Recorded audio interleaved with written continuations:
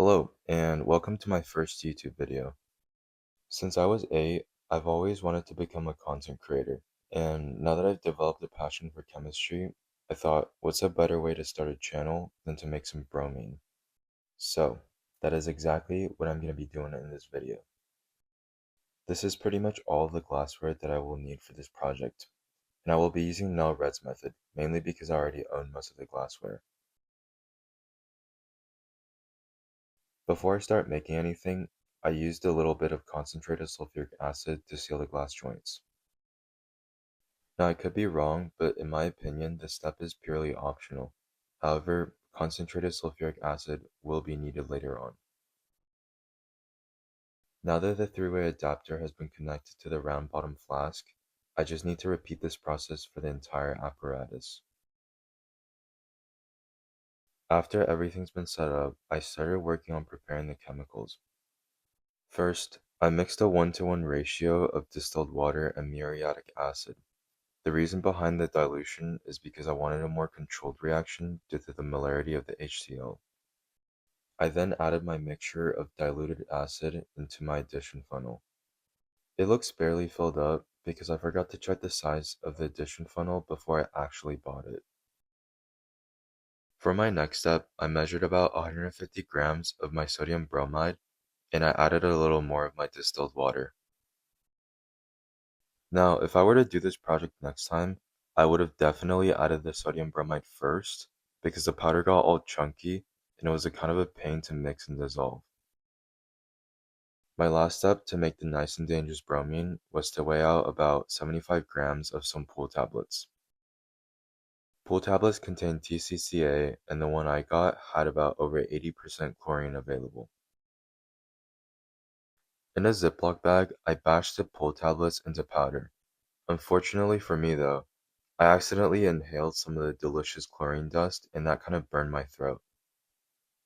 However, I'm kinda sure that I'm completely fine. I also struggled getting some of the big pieces to go through the small funnel, so I resorted to using an index card.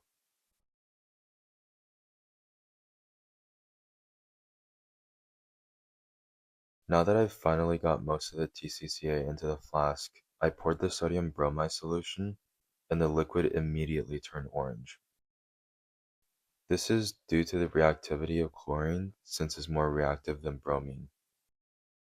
It performs a single displacement reaction and creates sodium chloride salt and elemental bromine. Just when I thought everything was ready to go, my water pump decided that it'd be a really good idea to just give up, so I figured I had to elevate my ice bucket a little. After about half an hour of trying to figure everything out, I finally got the pump to work, and now I think it's officially time to make some bromine at home.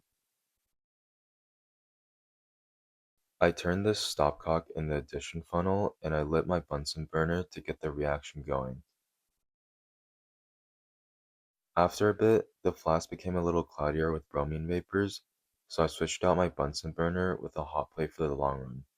This was probably for the better because I didn't want my propane gas tank to run on for hours.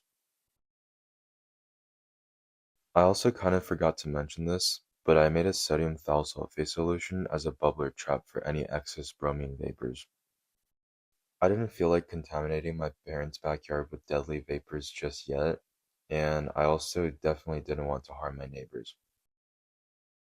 Now that the entire apparatus was set up and going, I'm going to explain the entire reaction as well as what every chemical does.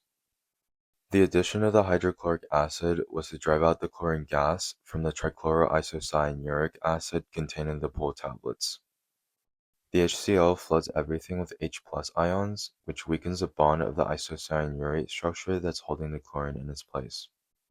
Once the bonds are weakened and chlorine gas is released, it kicks out the bromine from the sodium bromide and turns it into a mixture of bromine and salt. Since I don't want salted bromine, I'd have to distill it over the condenser into the receiving flask. Now that it's been running for about an hour, I noticed that the receiving flask started collecting some dense bromine vapors. I also noticed that the neck of the condenser's inner vapor tube I collected some liquid bromine as well. After I let the bromine boil for a couple of hours, the main reaction flask turned dark red and it looks kinda cursed. I tried adding some more HCl, but as you can see, my pouring skills are really not that great today, considering that I also spilled some of the chlorine powder from earlier.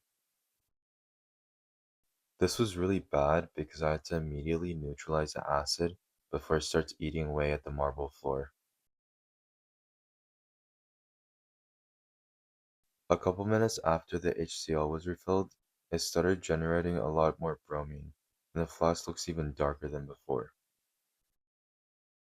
I saw that a lot more bromine condensed over by the takeoff adapter, the neck, and the bottom of the receiving flask.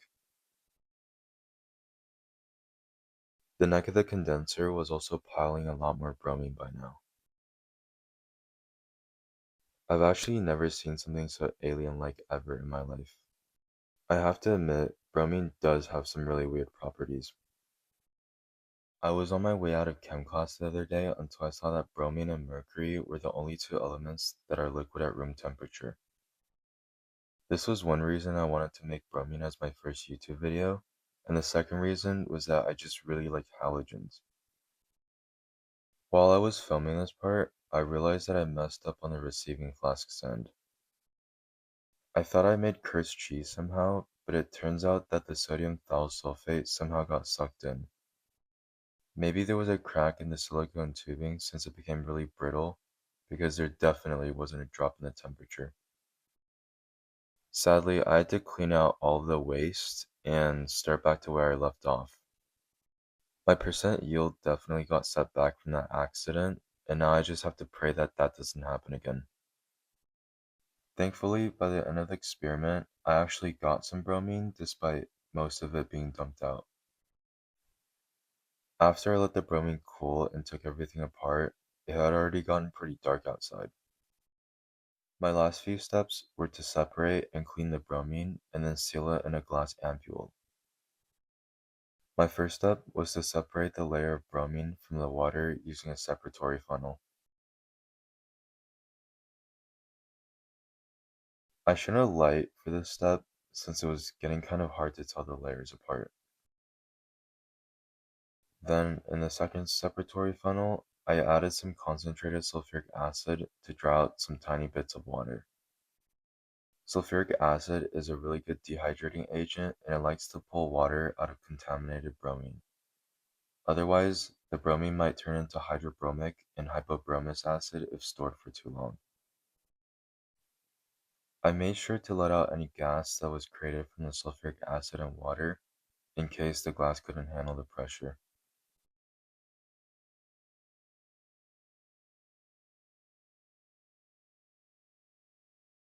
Now comes the step where I drain the bromine into the stretched out test tube.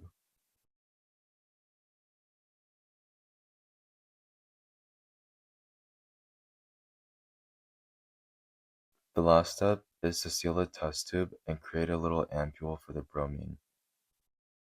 I was really relieved that this was all over because the entire experiment took me about 15 hours including the cleanup. Even though I kind of messed up, I don't hold any regrets because doing all of this in the real world made me gain a lot more experience than I could from the 2 months of planning before I even dared to start this project. Now that I sealed the ampule and let it cool off, I turned the ampule upside down to check for leaks.